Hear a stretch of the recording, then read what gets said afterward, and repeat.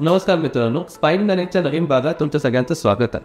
आज आपण doctor Shailesh सत्तावकर सरांबरोबर pen block बद्दल थोडा बहुत डिस्कशन करू. नमस्कार. नमस्कार. माझ्याकडे आज फक्त तुमच्याकडे 3च प्रश्न आहेत पेन ब्लॉक बद्दल. कधी करावी, का करावे आणि हे कोणासाठी आहे? करेक्ट. तर सर्वांनाच मी सांगू इच्छितो, पेन ब्लॉक म्हणजे बेसिकली स्पायनल पेन किंवा मणक्याचा दुखाव किंवा आपण म्हणतो की स्लिप डिस्क आहे, सायटिका आहे, कंबरदुखी, स्पॉन्डिलोसिस. तर पेन ब्लॉक ही सर्जरी नाही आहे, हे डे प्रोसिजर असतं. सकाळी तुम्ही हॉस्पिटलला जायचं, त्या ठिकाणी लोकल ॲनेस्थेसियामध्ये म्हणजे पूर्ण भूल पण देत नाही, आम्ही हलकी भूल देऊ, त्या ठिकाणी ब्लॉक करतो. इंजेक्शन्स अंडर इमेज इंटेन्सिफायर आम्ही करतो. आय म्हणतो की जे एक्झॅक्ट बघून लोकेशन की जर तुम्हाला त्रास L4-5चा आहे त्या ठिकाणी आम्ही एक्झॅक्टली बघतो. You can just mean here की या ठिकाणी मी बघतो आणि तो बरोबर त्या एरियाला आम्ही टॅकल करतो की रूट ब्लॉक किंवा जर फॅसेटला असेल तर त्या ठिकाणी आम्ही टॅकल करतो. तर हे basically very very specific focused blocks असतात आणि young patients, middle age, elderly हे सर्वांच्यासाठी लागू होतात. ओके, पण त्यासाठी काही क्रायटेरिया आहेत की असं किंवा आपण करू शकत नाही. ॲक्यूट फेजमध्ये खूप जास्त फायदा होतो किंवा 2 ते 3 महिन्यापर्यंत आपण फरक नाही पडलं त्या ठिकाणी याचा फायदा जास्त होतो. पेशंट सिलेक्शन हे सक्सेसचं की आहे असं मला वाटतं. सर, जसं की सांगितलं आयडियल पेशंट्स कोण आहेत? सगळ्यांनाच सांगितलं तुम्ही म्हणतात का आयडियल काय कंडिशन आहे याचं? काय कंडिशन आहे? तर मी 4-5 कंडिशन खूप कॉमनली आहेत त्या सांगतो की एक तर डिस्क प्रॉब्लेम्स, आपण जे म्हणतो ना हलकी डिस्क पाहिली, हलकी मध्यम, त्यांना सर्जरीची गरज नसते पण त्रासही कमी होत नाही. That's number 1. Second, radiating pain, त्रास पायात चालला आहे, कमी होत नाहीये, आपण त्या ठिकाणी रूट ब्लॉक करून हा त्रास कमी करू शकतो. बऱ्याच लोकांना, यंगस्टर्सना, स्पोर्ट्समन्सना फॅसेटला आर्थ्रोपॅथी असते की ज्या ठिकाणी आपण म्हणतो की खूप पेन होत आहे.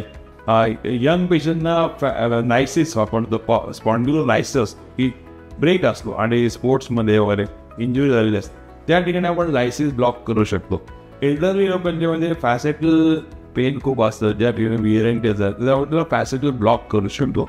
आणि बऱ्याच पेशंटमध्ये आपण सेक्रोलियाक, ज्या ठिकाणी की असं लोअर साईड ऑफ द, ज्या ठिकाणी हिप बोन संपतं आणि लोअर मणका असतो त्या जंक्शनला पण बऱ्याच लोकांना पेन असतं. ओके, तेव्हा सेक्रोलियाक जॉईंट बोर्ड तर आम्ही इन कंजंक्शन विथ रुमॅटॉलॉजी आम्ही डिस्कस केलं होतं त्यावेळी त्या ठिकाणी पण हा ब्लॉक करू शकतो. आणि मोस्ट कॉमनली न कोणाला सांगणारा पेन जो पेशंट असतो तो टॉक्सिस म्हणजे मागचं हाड किंवा टेलबोन पेन, तर त्या ठिकाणी पण पेन ब्लॉक हा खूप इफेक्टिव्ह असू शकतो. इन आवर एक्सपिरियन्स मी जवळपास आता 15 ते 17 वर्ष ब्लॉक्स करतोय. जवळपास 70 ते 75% पेशंट्सना खूप चांगला रिलीफ मिळतो. ओके सर, आता त्याच्यामध्ये असं आहे की रेग्युलर करायला लागतं काही प्रोसेस, कारण की तुम्ही जाऊन सर्जरी नाही, हा परमनंट सोल्युशन आहे का रेग्युलर नाही? आता very selective patient like tumour की ज्याने आपण सर्जरी नाही करू शकत त्यांना एका वेळेस रिपीट करायची गरज पडते.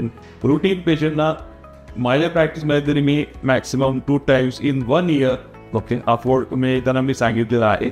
पण खूप कमी पर्सेंट, 90% लोकांना नॉर्मली रिपीट करायची गरज पडत नाही. ओके, पण काही स्पेशलिस्ट आहेत अमेरिकेत किंवा की ते repeat the blocks 3 times or 4 times a year. 3 महिन्याच्या डिस्टन्समध्ये ते करतात. पण somehow in our practice we have not done too many blocks in 1 year. As a how तुमचा एक्सपिरियन्स आहे वेस्टर्न कंट्रीजचं होतं, तर हे डिफरंट कसं आहे यासाठी आणि वेस्टर्न कंट्रीज? नाही की मला वाटतं की मी इंग्लंडमध्ये जेव्हा होतो त्या ठिकाणी I got train, this is before 2009-10 आणि त्या ठिकाणी पेशंट्स डोंट वॉन्ट टू सफर. नुसते गोळ्या घेणं हे आपल्याला वाटतं कॉन्स्टंट गोळ्या घेतोय.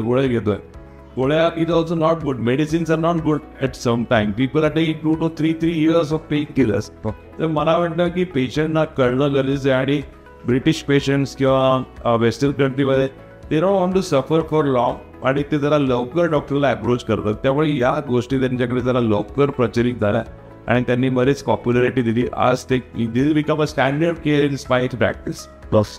आणि त्याचं पण त्यांना 2 दिवसाचं पण रिपिटेशन, 2 टायमाचं पण रिपिटेशन आहे, ते किती फ्रिक्वेन्सीने आपण? नाही, असं इट इज पेशंट बेसिक. मला असं म्हणा की patient around 3 to 4 months time is a good time in case someone is persistently fit. की शॉर्ट टर्म मला बरं वाटलं, डॉक्टर 2 महिने बरं वाटलं, वापस त्रास सुरू होते आणि खूप त्रास होतोय, गोळ्याची नाही फरक पडत. They are the ideal patients to repeat the loss of. And as I want to really discuss this, की आपका हा परमनंट सोल्युशन आहे बघतो.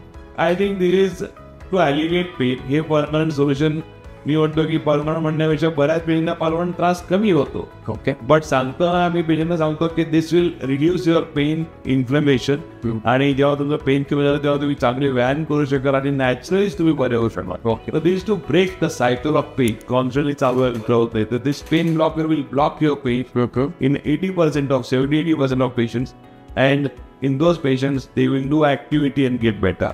आणि सर मग याच्यानंतरची आपली रिकव्हरी प्रोसेस काय असते? What is most important is regular religious activity. हा माझा सगळ्यात महत्वाचा वर्ड आहे की एक्सरसाइज चांगली नियमितपणे करा, योगा, व्यायाम, वॉकिंग, जे पण करता, स्विमिंग रेग्युलर करा.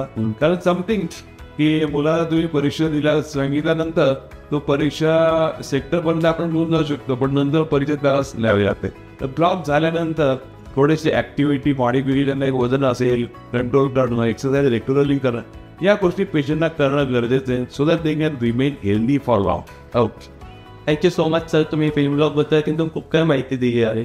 मी माझ्या प्रेक्षकाला सुद्धा एक रिक्वेस्ट करतो की काही तुमचे प्रश्न असतील, काही असतील, ती सरपर्यंत आपण त्या माध्यमातून. Thank you so much. थँक्यू.